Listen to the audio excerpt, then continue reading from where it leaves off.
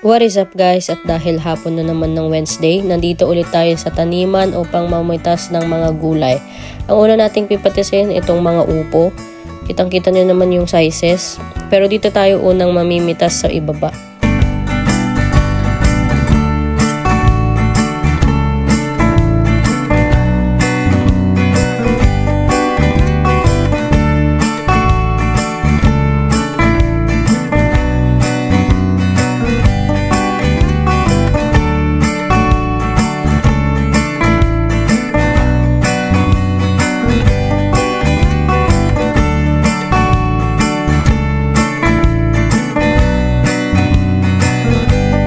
Alam nyo ba guys, sabi, mas okay daw talaga na nilalagay sa plastic yung mga bagong pitas na upo para mas maganda. Tsaka iwas gas-gas na rin.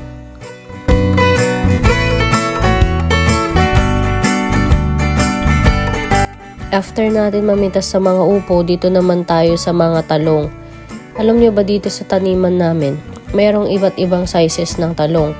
Tulad nyan, may pahaba. Tapos, meron din ilan dito na pabilog na yung size. Tulad niyan.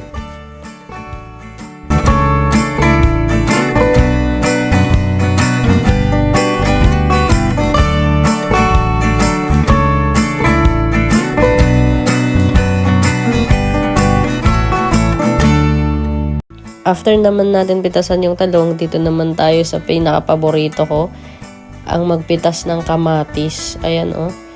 Yung iba hindi pa hinog talaga, yung iba pahinog pa lang pero kailangan na nating kunin kasi nagsisilaglagan.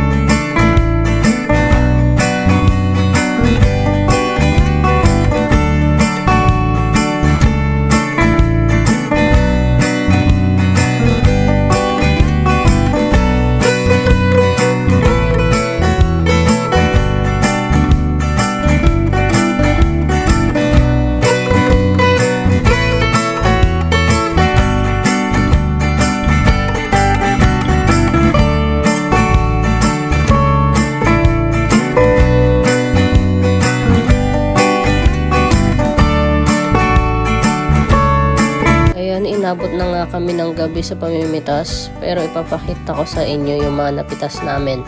Merong kaunting kamatis, yung patola, kakaunti pa lang yan kasi yung iba hindi pa namunga talaga.